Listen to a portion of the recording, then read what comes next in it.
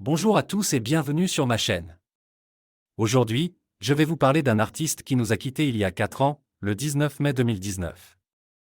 Il s'agit de Nilda Fernandez, un chanteur et auteur-compositeur franco-espagnol connu pour ses chansons telles que Nos fiançailles, Mes yeux dans ton regard ou encore Madrid, Madrid. Nilda Fernandez avait une voix douce et haute, au charme tranquille, qui savait exprimer des émotions subtiles et touchantes. Mais savez-vous de quoi il est mort brutalement à l'âge de 61 ans? C'est ce que je vais vous révéler dans cette vidéo.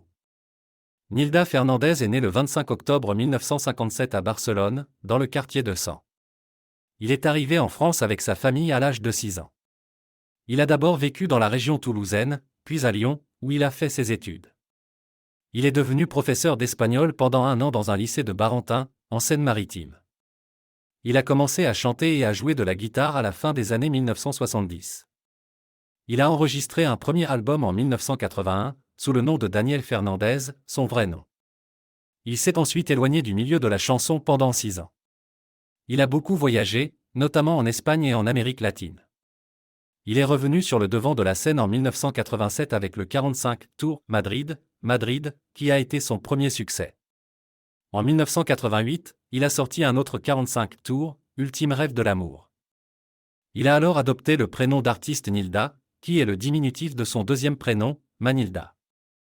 En 1991, il a publié l'album Nilda Fernandez, qui contient ses plus grands tubes, Nos fiançailles, coécrit avec son frère Juan Manuel, Mes yeux dans ton regard, Entre Lyon et Barcelone, Nos rendez-vous manqués.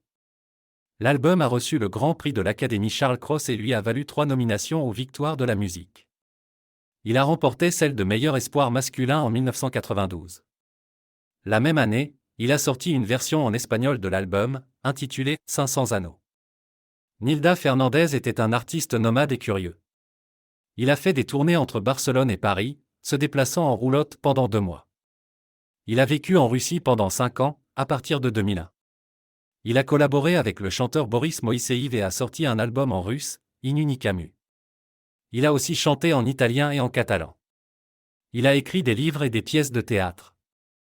Il s'est intéressé aux questions sociales et écologiques. Il a soutenu les Indiens Mapuches au Chili et les sans-papiers en France.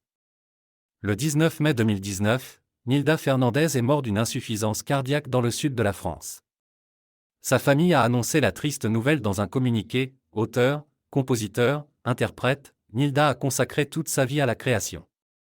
Musicien, écrivain, il incarnait jusqu'au plus profond de son être la figure de l'artiste.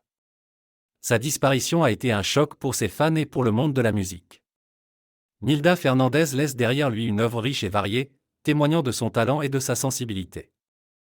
Il a su mêler les influences culturelles et les langues avec finesse et originalité. Il a chanté l'amour, la nostalgie, la liberté avec une voix unique et attachante. Il reste dans nos mémoires comme un artiste authentique et généreux. Voilà, j'espère que cette vidéo vous a plu et que vous avez appris des choses sur Nilda Fernandez. Si c'est le cas, n'hésitez pas à liker, commenter et partager cette vidéo. Et abonnez-vous à ma chaîne pour ne rien rater de mes prochaines vidéos. Merci d'avoir regardé et à bientôt.